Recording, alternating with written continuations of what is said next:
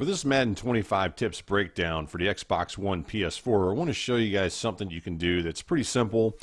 And this is not one of those strategy type breakdowns or anything like that that's going to make you that much a better player, but it'll give you something you can do to go ahead and disguise your coverages a little bit differently. For example, here what I want to show here is we're going to come out in the defense. It's a cover zero defense, as you can see. It's the 4-3 stack fireman.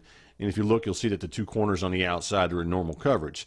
A lot of times when we run a defense like this, we like to go ahead and call bump and run man coverage, such as what you see here. So we're going to go ahead and call bump and run man coverage. You'll notice those two corners are coming up on those two outside receivers.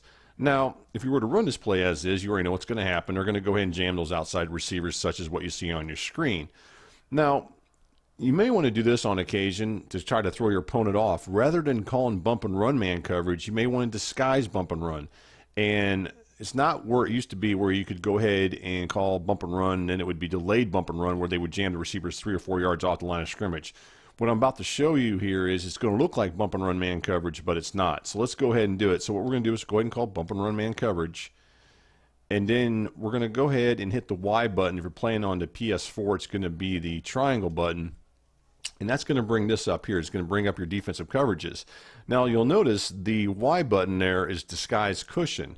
So I'm going to go ahead and hit that Y button. And what this is going to do is those two corners, rather than jamming the receivers at the line of scrimmage, they're going to allow them to release. Although to your opponent, he's going to think bump and run man coverage more than likely, and he may run a play accordingly to beat that type of coverage when really you're not. So that's the idea. This is to try to confuse him a little bit, and that's what I want to show here. And you'll see that those two corners do not jam those two outside receivers. Now, you're probably asking, what's the advantage of doing that? Well, for example, say they were to come out and you were to go ahead and blitz, and maybe they left their halfback or fullback in, and all of a sudden they went ahead and picked up the blitz, and then those two outside receivers were able to get off the line of scrimmage after they break the jam and able to get a couple yards step on the defenders that are covering them. And then your opponent might have a chance for a big play. By doing this, that's not going to happen more than likely. They're going to be able to run with them, such as what you see on your screen there, and then they may not be able to have that big play. So it's just trying to confuse your opponent into thinking bump and run man coverage, and hopefully they'll change up their offensive play accordingly to go ahead and attack bump and run, when really it's just a normal type of man coverage here that we're running here. So that's the idea of this breakdown. Nothing real spectacular with it. It's just something that I wanted to show that I thought maybe would help some of you guys out there.